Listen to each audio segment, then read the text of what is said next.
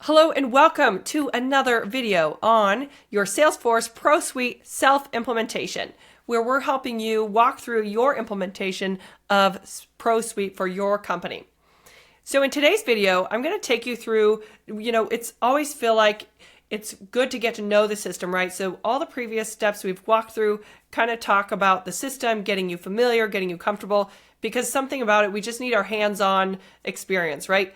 So now that you've got that done, what we want to move into next is a little bit more conceptual, but also very, very tactical. And we're going to be talking about your data plan. All right, so so before I do that, I have 9 quick steps. We're just going to go kind of blow through them fairly quickly, but make sure you write them down, take your notes, and you want to be sure that you think about these questions in full. Some of them you're going to think, oh, just, the easy thing. But if you take a minute and prepare, you're going to feel so much better when you go live. And when you are live, you'll feel like you got everything that you needed and you'll feel very prepared with that implementation. Okay, so your first step is to have a plan of what data are you going to be transferring. Of course, you're probably going to be transferring accounts and contacts, but think about those other things that you might not be initially thinking about. And sometimes it helps to, which leading into step number 2, think about where your data is coming from. Now, you're obviously doing this implementation for a reason. So again, some of these might come naturally to you, but take a little bit of time here to say, where is this data coming from? Is it all in one place?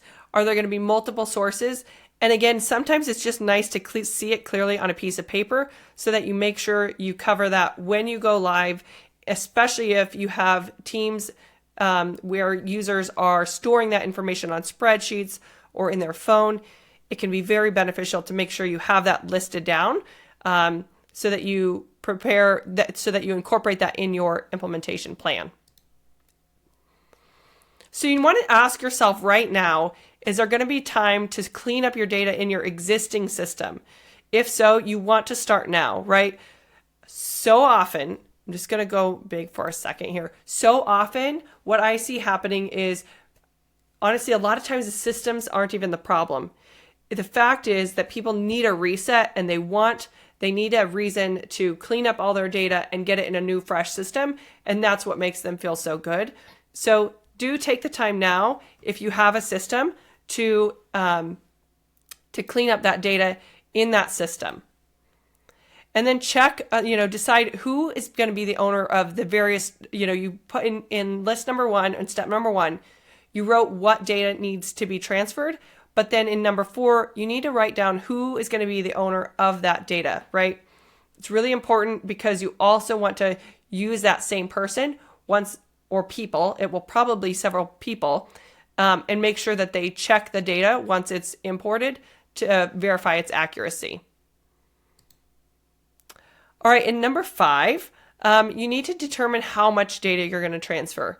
Now, so often I hear all the time, we need all that data. We need 10 years plus. We need all the last 5 years. And honestly, the teams that are the happiest are the ones who really focus in and strip down what they want to what they need. Because again, one of the most common examples I think about is leads. We need to bring all those leads over. Well, consider how much time you'll be wasting on those old dead leads versus what the energy you could be spending getting new ones. And it's really a pretty easy answer once you look at that on how much of that type of data you should bring in. And so, if you had clients history, that's really not that relevant. Again, what's important in your decision making? A lot of times 3 years is really the most that people need. All right, number 6, we need to decide what your cutoff dates are. And once the data has been migrated, you need to decide, are you cutting off access to that old system, or are you going to keep the 2 systems in sync until you sunset that old system?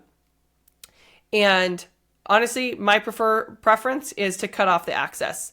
So depending on what you're doing, depending on the data you're using, how valuable it is to the company, how live and accurate it is on a daily basis, if you're talking revenue data, I mean, probably even more important to cut it off and go new, but there are times where you need to keep them in sync. But usually people find keeping in sync is more work, and then you have updated data in one and not in the other, or you end up with duplicates in the new. So use your best judgment on what you can do there, but the best is to have a cutover point, do a quick data cleanse if you can, import that data, and then cut off access. Make sure you cut off access to that old system. And of course, you want to incorporate some user training in there before you do that. But that's typically, in my experience, the best way forward. All right, so even if you're not the the person doing the work, you want to create a map. And I think this is valuable for the business to really take part in. So often the business just leaves this to technology, but this will really help you get a feel, honestly, as a technologist and as an admin, the best thing I do to get to know a company is to go work in that data. It tells me so much about the company. It tells me so much about the employees. It tells me who's putting data in. It tells me who's got the numbers. It's telling me who's selling the most. I can tell so much about a company just by managing and reading their data. And I promise you, if you are a manager or somebody implementing the system, the more you know and understand the data that's there, understanding the pick list values that are being used or that you want to use, the better off you will have, the higher adoption you will have in that system. Just guarantee it. All right, so next, number 8, if you're not able to clean up the data in your existing system, you want to try to assign somebody to clean up that data before importing. And ideally, you even have a few people that can be part of that process because, again, it gets them familiar with the data and keeps people accountable. And it's just best to clean up as much as you can before you import. That said, you also, before I do that one, you also can have a cleanup process after you do implement. After you import data. Salesforce, while it is way easier to clean up data in Excel, Salesforce is really built in such a great way to do data cleanup after.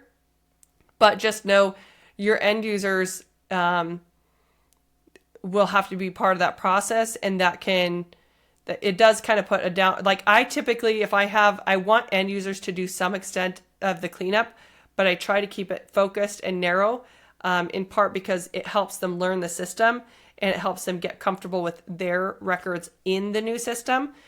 But I try to keep it pretty controlled so it's not overwhelming and so that they actually can get it done and it provides value to them. Speaking of that, I love to ask users to enter as part of a training. Again, depends on what you're implementing. I don't do this if it's revenue or order data that could be messed up. But if it's just entering client data or opportunities or quotes, I ask users to bring their records into the training that we have so that they can manually enter those. They get used to the system. It's valuable to them. They know then they just have more memory to know that they put that record in the system so that they're more likely to reference it after the system is live and they think about, hey, where is that information now? When they're part of that experience, it really helps bring the system to life. So I'm just going to give you 2 quick screenshots. So if you didn't take them all, it didn't get a screenshot all at once. Here is the first 5 steps to your data plan. And here are the next 4, the total of 9 steps. So feel free to take screenshots of those. And I hope this has been helpful for you. Please be sure to like and subscribe. Of course, give us any comments, any feedback, if there are things that you've loved or problems that you're facing, or if something that you didn't love, that didn't work for you, let us know in the comments. We'll be sure to jump in and help you out where we can, and subscribe for more.